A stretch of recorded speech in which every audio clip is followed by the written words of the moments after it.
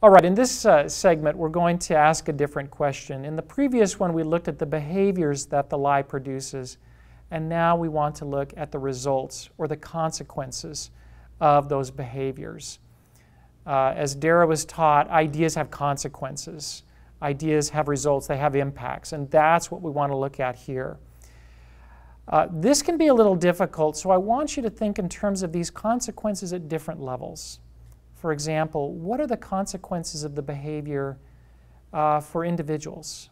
What are the consequences for families?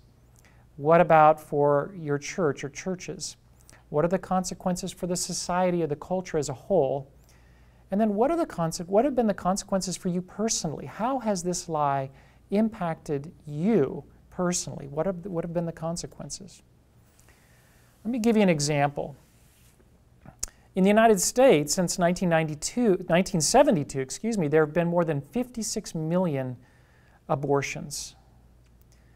And the legalization of abortion is really the direct result or consequence of the lie that I discussed earlier, that man is a product of a purposeless process of evolution. If you believe that, if that lie takes root in the culture, it's a very simple step between there and a license to commit abortions. So the fact that we've had a skyrocketing rate of abortions really is linked back. It's a consequence of that lie.